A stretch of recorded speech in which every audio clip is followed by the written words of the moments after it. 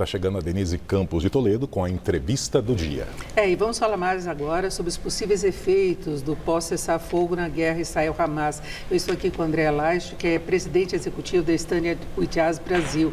André, boa noite. Boa noite, Denise. Boa noite. Bom, estamos vendo as negociações numa tentativa de prorrogar, talvez por mais 2 dias, o cessar-fogo. E nesse período, nós tivemos aí 6 grupos de reféns liberados pelo Hamas e teve a contrapartida de liberação de presos palestinos também por parte de Israel. Agora, o que você acha que fica depois desse cessar-fogo? Porque Israel está relutante ainda nessa prorrogação de prazo. De início, achou que seria um tempo que daria até um certo fôlego para o Hamas. E Netanyahu mantém aquele objetivo de acabar com o Hamas. Sim. Você acha que a guerra seria retomada nas mesmas condições? Olha, todas essas coisas estão em cima da mesa, né? Então você tem é muito sensível para os israelenses o retorno dos reféns, né? Principalmente as crianças, as mulheres, os jovens que estão presos ainda. Além disso, existe o fator do Hamas estar ganhando tempo com essas negociações, porque dizem algumas teorias de que Israel estava chegando muito próximo dos centros de comando do Hamas, de Yahya Sinwar, de outros, do Mohammed Deif, que é o líder do braço militar do Hamas em Gaza, e de que o fato de o Hamas ter aceito fazer uma negociação para soltar os reféns com a troca muito quase 1 para 1, que é uma coisa que o Hamas jamais fez no passado, mostra que o Hamas usou esse tempo talvez para deslocar ao sul. Vai chegar uma hora que o Hamas vai ter que entregar quase todos os reféns, inclusive os homens. Existem reféns militares, são chamados de reféns porque eles não passam por Cruz Vermelha, não estão baixo um prisioneiro de guerra de acordo com a lei internacional, então continuam sendo reféns.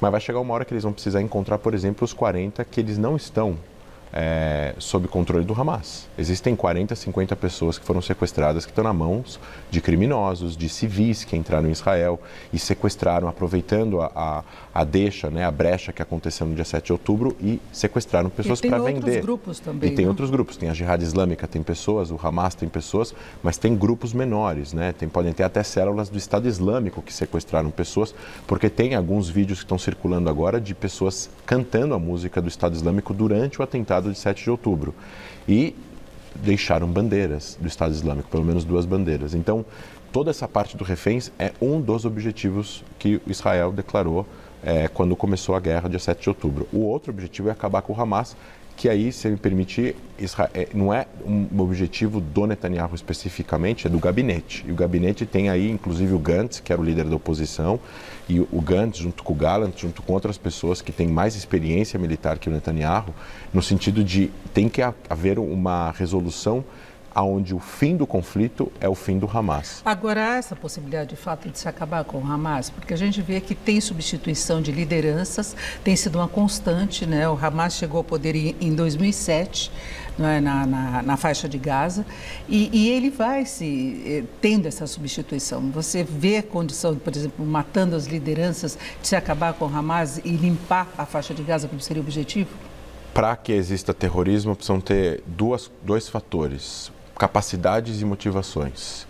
Se as capacidades forem completamente destruídas e as lideranças forem presas ou eliminadas, e um outro poder soberano, palestino, que tenha força suficiente de impedir que essas forças fundamentalistas voltem a subir ao poder, existe uma grande possibilidade de que exista uma faixa de Gaza sem o Hamas, sem nenhum grupo controlando a região.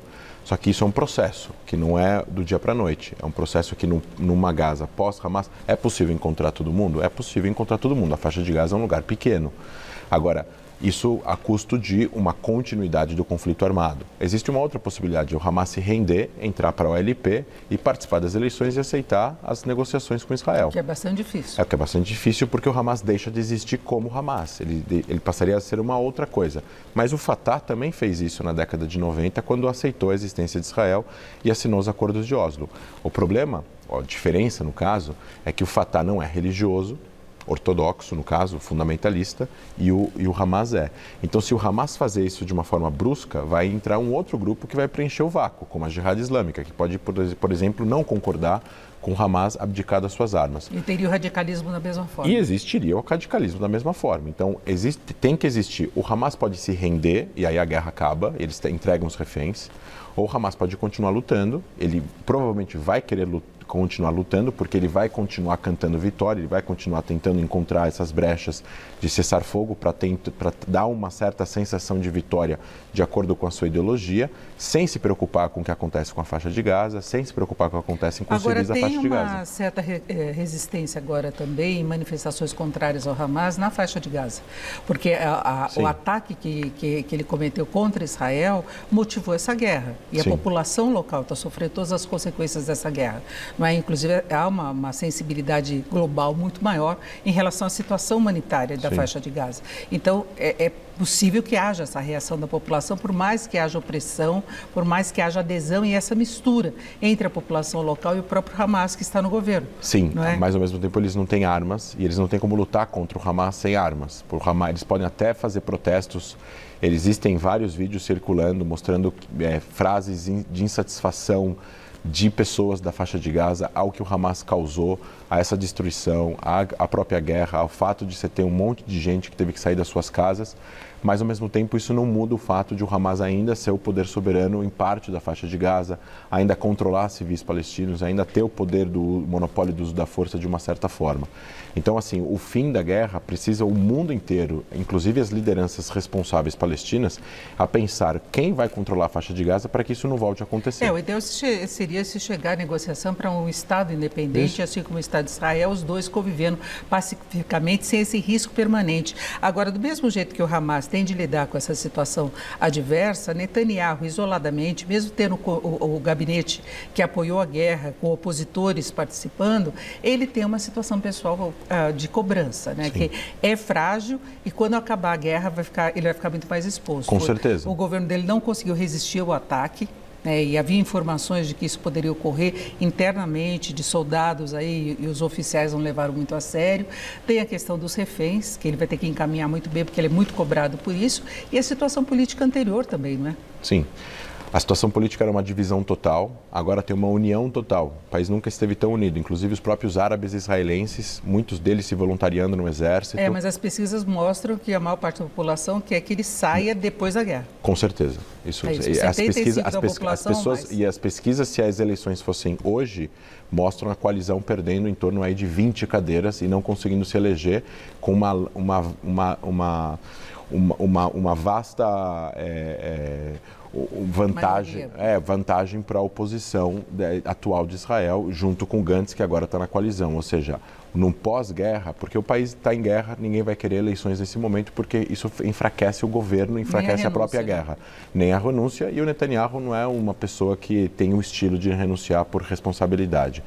Depois, quando for instalado aí a comissão de inquérito, provavelmente republicana e não governamental, ou seja, que vai participar a sociedade, como aconteceu na Guerra de Yom Kippur, aí as pessoas vão ter que dar respostas e com certeza isso seria o caminho para o fim desse governo, provavelmente, e convocar novas eleições. Agora, você não acha que essa situação pode levar Netanyahu a insistir mais na guerra?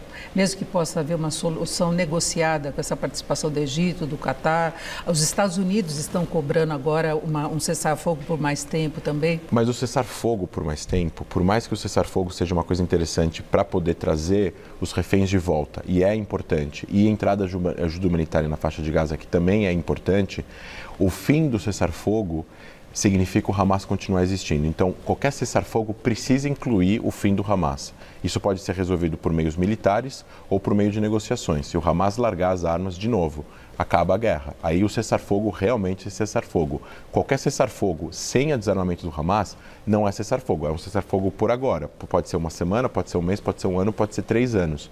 Mas eles voltariam a se armar e voltariam a atacar, que é o que eles estão dizendo nas entrevistas que eles fazem nos canais do Oriente Médio. Eles, inclusive, enganaram os israelenses, mostrando que eles estavam desinteressados na guerra em 2020, 21, 22, depois da guerra de 21, ou seja, 22 e 23, e voltaram a atacar Israel. Então, pós-cessar-fogo vai ser a retorno da guerra mesmo, até que haja uma solução. Eles não são interessados em solução, o Hamas. Eles não são interessados no processo de paz. Eles não estão interessados em construir um Estado palestino e nenhuma nação palestina. Eles estão interessados na causa do Hamas, que é um Estado Islâmico fundamentalista. E que quer acabar com Israel. Que quer acabar com Israel e que não concorda com fronteiras em geral, não só as fronteiras com Israel. Se eles conquistassem agora Israel, eles iam atacar o Egito ou a Jordânia, provavelmente, porque é essa ideologia que faz parte da mesma ideologia do Estado Islâmico, da Al-Qaeda, de outros grupos terroristas que controlam a região. Então, com o Hamas no poder, ou parcialmente em poder na faixa de Gaza, não tem processo de paz. Para que as pessoas possam, para que a gente possa concordar com o processo de paz, para a criação de um Estado palestino, o Hamas não pode controlar a faixa de Gaza. E eu agradeço muito a participação do André Laje, que é presidente executivo do Stand With Us Brasil. André, mais uma vez, obrigado, uma boa noite. Obrigado, boa noite a todos. Com vocês.